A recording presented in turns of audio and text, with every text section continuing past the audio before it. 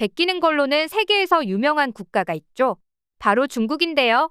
영토, 문화, 기술 등 분야를 가리지 않고 개걸스럽게 훔쳐가는 중국이 수십 번의 시도를 거쳐도 한국을 도저히 뛰어넘지 못하는 분야가 있습니다. 바로 OLED 분야인데요. 산업 스파이와 천문학적인 돈을 동원해도 중국은 한국의 산을 넘지 못하고 기술 격차로 한국에게 번번이 물을 먹고 있습니다. 반면 한국은 작년과 올해에도 중국의 입을 다물지 못하게 하는 신기술들이 등장하며 초격차를 유지 중인 상황인데요. 관련해서 자세한 내용 함께 알아볼까요? 한국이라면 발작 버튼 눌린 것처럼 죄다 훔치려고 하는 국가가 있죠. 바로 중국입니다. 영토부터 시작해 지금은 문화, 기술, 사람에 이르기까지 모든 영역에서 자기네 것이라고 침발라 놓는 상황이죠. 특히 훔치기 전략에 가장 많이 피해를 보는 분야가 바로 국내 기술 분야인데요. 최근 이와 관련해 충격적인 소식이 전해졌습니다. 바로 작년 6월 유기발광 다이오드, 즉 OLED 패널 양산 기술을 빼돌려 중국 업체에 넘기려고 했던 인물이 발각되어 구속 기소되었다는 소식인데요. LG 디스플레이 중국 광저우 공장의 설계 도면을 휴대폰으로 촬영해 몰래 중국 경쟁 업체에 넘기려고 했습니다. 다행히 이 사실이 들통나 기술 유출은 막을 수 있었는데요. 이 사건의 배후엔 중국이 있었습니다. 엄청난 돈을 미끼로 기술을 넘기라고 하는 중국의 유혹에 많은 이들이 넘어가면서 중국은 한국 기술을 야금야금 빼먹고 있었던 거죠. 가장 큰 문제는 이런 중국의 시도가 최근 효과적으로 먹히면서 한국의 기술 우위가 흔들릴 뻔한 적이 있었다는 점입니다. 작년 1분기 글로벌 OLED 시장에서 중국 기업의 합산 점유율이 49.7%인 것에 비해 한국은 49%인 것이 드러났는데요. 그동안 중국에게 한 번도 밀리지 않았던 점유율이 작년 1분기에 처음 흔들렸던 것이죠. 2023년 기준 중국 합산 점유율이 36.6%이고 한국이 62.3%로 큰 차이를 벌렸던 것이 1년 만에 줄어든 결과였는데요. 이에 이미 LCD 사업 영역에서 한국을 밀어내고 중국이 세계 점유율 1위를 고수하는 등 과거 LCD 시장에서 있었던 일이 OLED 시장에서 반복되는 것이 아니냐는 분석이 나오기도 했습니다. 사실 이러한 수치 변화를 잘 살펴보면 중국 정부의 입김이 강하게 미쳐 있다는 것을 알 수 있는데요. 한국 디스플레이 시장을 완전히 몰아내기 위해 중국 정부가 대규모 보조금을 투하한 것이 대표적인 사례입니다. 중국 1위 패널 업체인 BOE는 중국 정부로부터 39억 위안의 보조금을 받았는데요. 이는 작년 BOE가 기록한 순이익 25억 위안의 1.5배 수준입니다.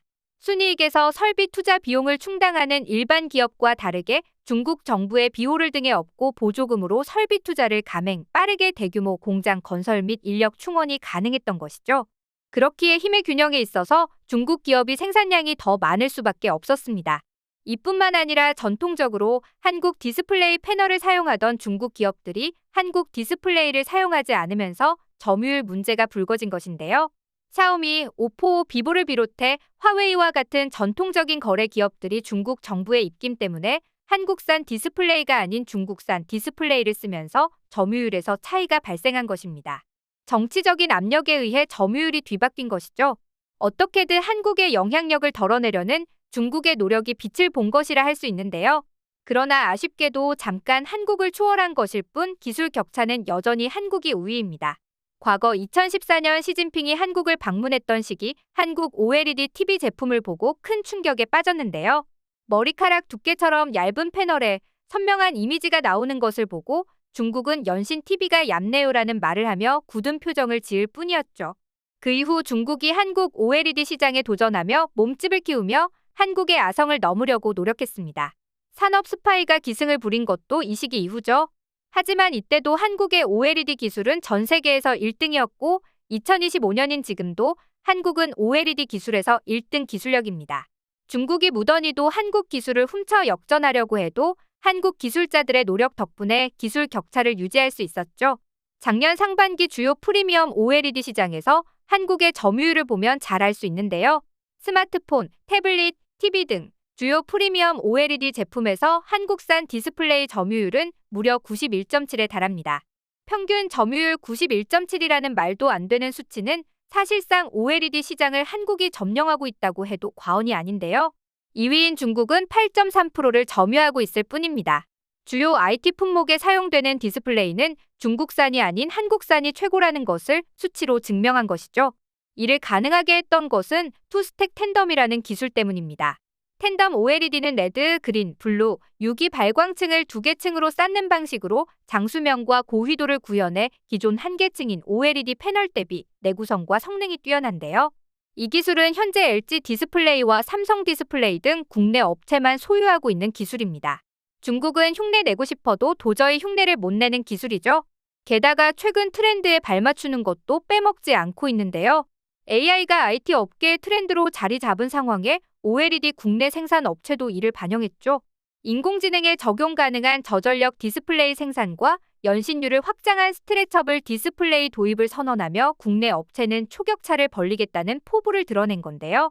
사실 AI가 사용되면 계속되는 연산으로 인해 발열이 심해져 웬만한 디스플레이로는 그 열을 감당하기 어렵습니다. 이에 주목한 국내 OLED 생산자들은 AI 발열을 잡는 저전력 디스플레이 개발에 나선 것이죠. 이는 플렉시블 수준에서 더 나아간 기술로 역시 한국이 압도적 우위를 차지하는 분야입니다. 이 기술은 패널을 뒤틀거나 구부려도 아무 이상 없이 영상이 나올 수 있는 기술인데요.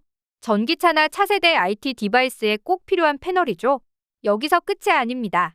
화면 해상도 개선 작업에도 놀라운 기술이 적용되었는데요. 삼성은 초미세 반도체 입자인 퀀텀닷을 이용해 QD-LED라는 디스플레이를 업계 최초로 공개했습니다. 퍼포먼스 개량을 통해 중국은 넘볼 수도 없는 기술력을 계속해서 향상해가는 모습이죠. 반면 중국은 한국과 기술 격차가 5년으로 이미 한국에서 상용화된 OLED 패널을 이제 막 개발해서 제품 양산에 사용하는 실정인데요. 중국 내부에서는 격차를 좁혔다고 주장하지만 전혀 사실이 아닌 셈입니다. 게다가 한국은 OLED를 넘어선 ILED를 준비하고 있습니다. OLED가 유기 발광 다이오드의 줄임말이었다면 ILED는 무기 발광 다이오드를 뜻하는데요. 유기물에서 무기물로 넘어가는 단계에 한국이 있다는 이야기입니다. 이는 OLED의 치명적인 약점인 버닝 현상을 극복하면서도 수명이 길고 밝기 표현력까지 개선한 차세대 기술로 많은 국가들이 탐을 내는 기술인데요. 중국은 물론 여러 다른 국가들도 이 기술의 이점을 알아보고 연구에 박차를 가하고 있지만 그럼에도 불구하고 한국을 쫓아오지는 못하고 있죠. 그렇기에 중국으로선 열심히 스파이를 보내는 것은 물론 각종 분야에 위치한 한국인 개발자들을 회유하기 위해 오늘도 천문학적인 돈을 뿌리고 있는 것입니다. 물론 아직까진 이런 중국의 발악으로도 전혀 한국을 따라잡지 못하고 있지만 기술 유출은 한국 경제에 있어 치명상을 입히는 행동입니다. 심각한 건 디스플레이 패널만이 아니라 반도체, 자동차 분야에서도 중국의 기술 빼내오기 행동은 이어지고 있다는 점인데요.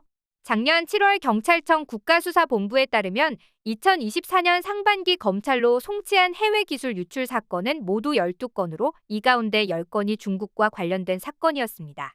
그리고 이 기업들은 모두 반도체와 디스플레이 관련 기업들이었죠.